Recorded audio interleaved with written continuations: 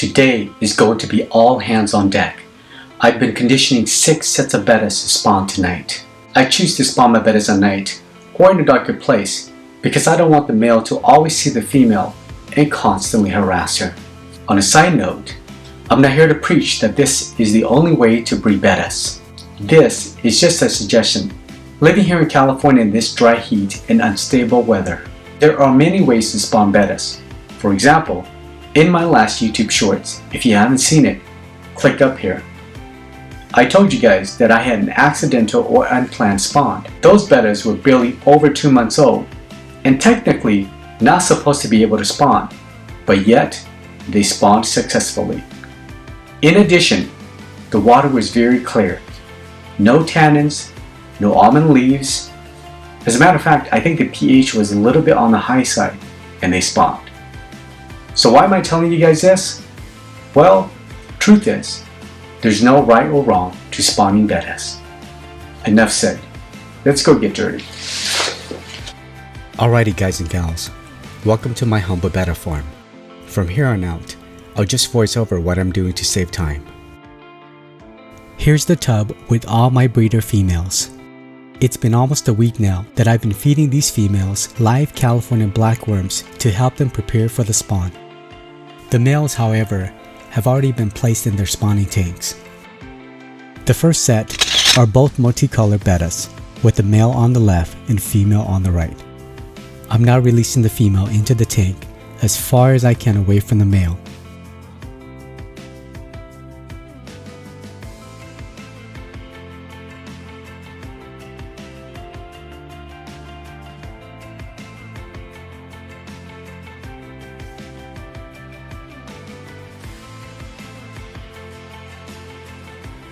Looks like she could see him, but he hasn't seen her yet. Oop. He now sees her and is checking her out.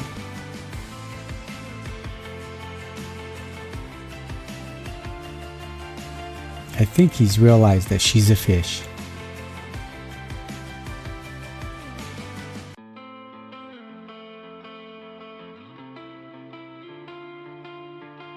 And there he goes, showing off.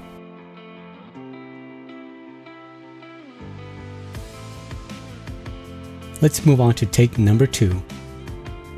This is a couple of blue marble bettas. I've had this line for about 3 years now, and I really want to improve the coloring.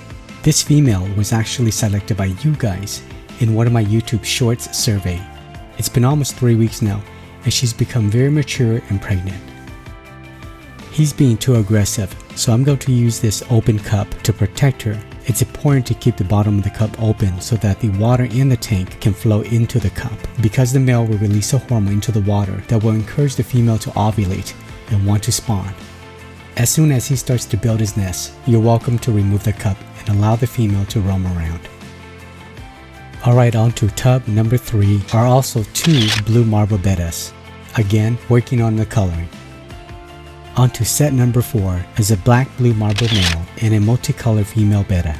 With this couple, I'm trying to improve the black color. And here she goes into the tank. He sees her and starts showing off too.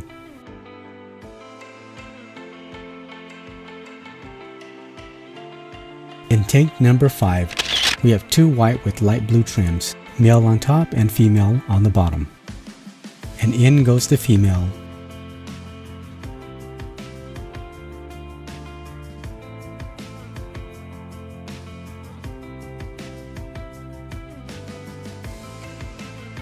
She's exploring the tank, checking him out, and he's not showing any interest, no aggressiveness. This isn't good.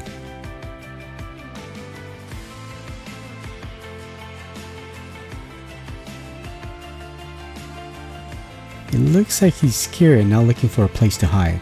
I'm gonna give him a day and see how this plays out. In tank number 6, we have both galaxy male and female, male on top, female on the bottom. I know the female is not showing any galaxy coloring, but she is from a galaxy line. And I'm hoping to get some fries that looks just like the father, because currently, this is my favorite line.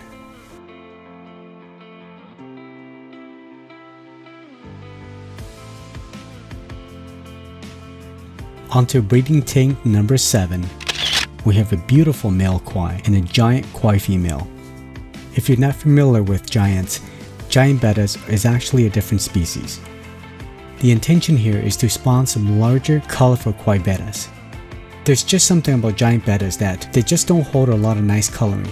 Hopefully by mixing these two, the babies will grow up to be a little bit larger than regular plackets, but not as big as giants. Hopefully they'll hold their colors better. Finally, in tub number 8 and the last one, we're spawning a high quality half moon koi with a multicolored galaxy female.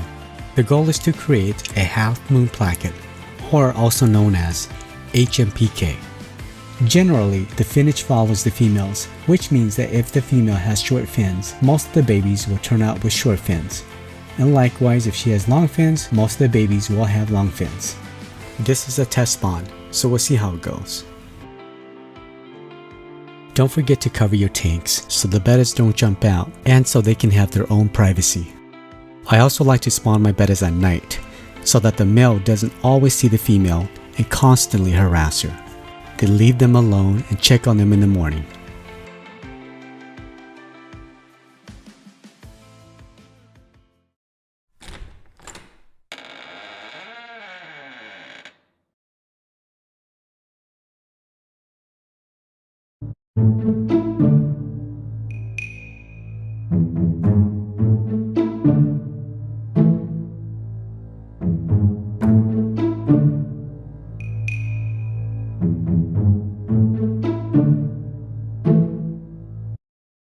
I think one of the hardest parts, especially if it's your first time or only set of bettas you're breeding, is being patient and not bothering the bettas. I know they're fighting fishes, and you're probably thinking they're going to kill each other in there. Now I'm not saying it's not going to happen, but the chances are very slim. I breed anywhere from 2 to 8 sets of bettas monthly, and in 2001, so far I have had only one female death, and it was my mistake. I had tried to spawn a teenage male that I later found out he wasn't interested in girls, at least not yet, and was out for blood only. Just leave them alone, because the more you bother them, the more likely they won't spawn, or if they did, the male will eat the eggs. There's many reasons why a male might consume the eggs, and one of them for sure is if they feel threatened. So again, just leave them alone.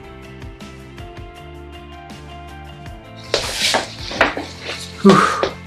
Guys and gals, spawning bettas is a lot of work, and that is just the beginning. Raising them the first couple weeks and trying to get them to eat is very difficult. Then as they become juveniles, I have to separate the larger fishes from the smaller ones.